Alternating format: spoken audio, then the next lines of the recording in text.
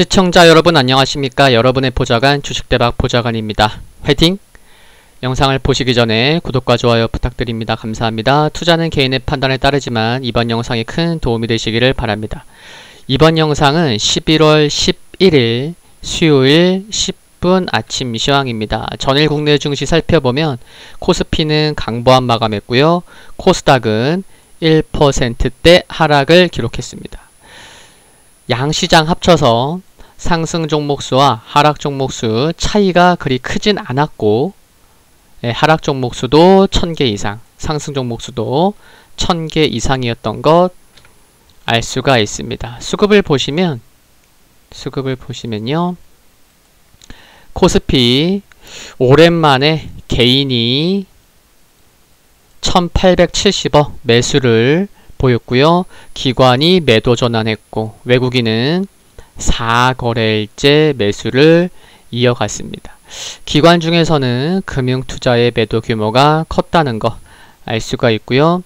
코스닥 살펴보면 코스피처럼 개인이 매수가 컸고 외국인은 코스피에서 매수냈지만 코스닥에서 매도한 거죠. 기관 코스닥에서 3거래일째 매도 지속하는 모습입니다. 돌아와서 국내 증시 살펴보면 화이자와 바이오엔텍이 공동 개발 중인 백신 효과의 미국 증시 급등에도 불구하고 차익 실현 매물 출회되면서 상승은 제한되는 모습이 확인됐습니다. 코스피의 거래대금이 무려 18조 원에 육박하면서 양시장 거래대금은 29조 5천억, 29조 6천억, 그래서 30조 원에 육박할 정도로 거래대금이 많았다는 것은 거래가 활발했다는 거죠. 매수, 매도, 자금 규모도 그렇고 미국 증시에서 강했던 항공, 정유, 금융, 철강, 기계, 조선, 의류 등 전반적으로 컨택트 관련주, 경기 민감주들이 상대적 강세를 보였습니다. 주요 종목들 중에서 하락한 종목 좀 살펴보면요. LG화학이 4.4% 하락했고 네이버가 5%, 카카오가 4.2%, NC소프트가 5.6% 하락하는 등 약세를 보였습니다. 아시아 주요 증시도 혼조세 마감한 것을 알 수가 있습니다. 뉴욕 3대 지수 보면 나스닥의 하락폭이 상대적으로 컸고 S&P 500도 약보합 마감했고요. 다우만 0.9% 상승했습니다. 필라델피아 반도체 지수가 3% 하락하면서 좀 하락폭이 컸고요. 미국 증시 혼조세로 출발했었죠. 그런 가운데 업종별 차별화가 지속되면서 다우만 상승 마감했습니다. 출발은 혼조세였었다.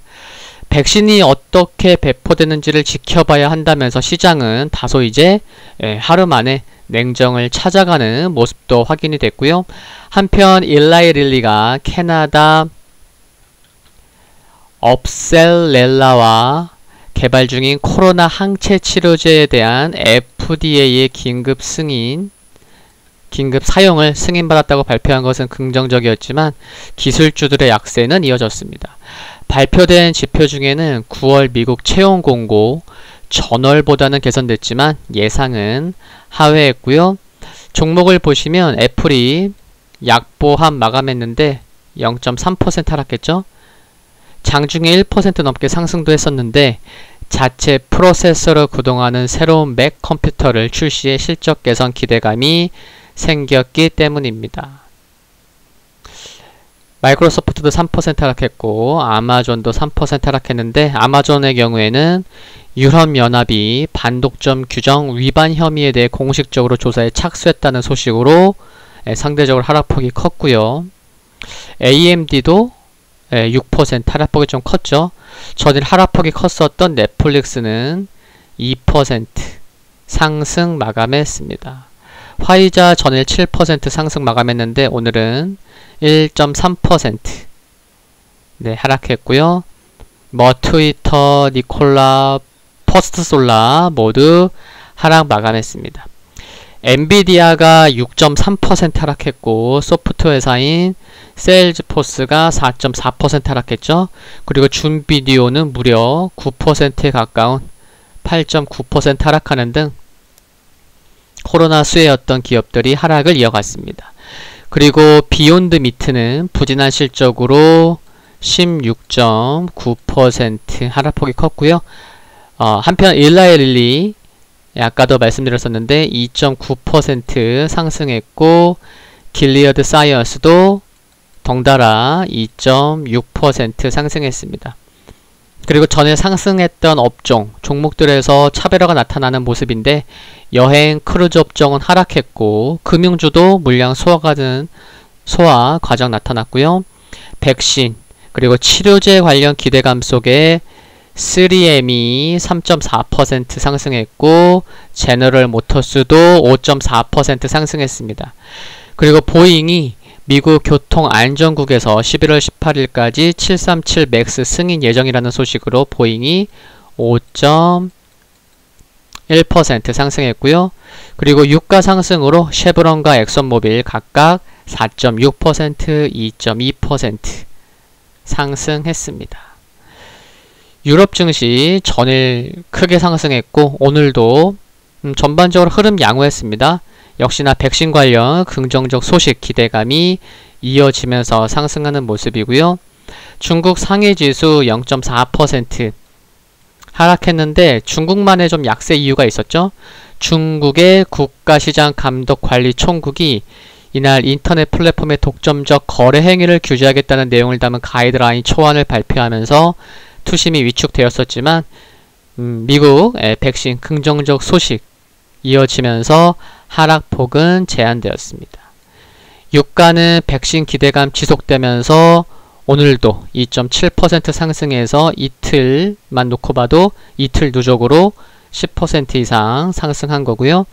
금가격 코로나 미 경기 부양책에 집중하면서 1.2% 상승했습니다. 미국은 재앙 군인의 날로 채권시장은 휴장이고요. 유럽 크리스틴 라가르드 유럽중앙은행 총재 연설이 예정되어 있습니다. 미국 지수 살펴보면 0.9% 상승한 지금 보시는 지수는 다우산업 지수입니다.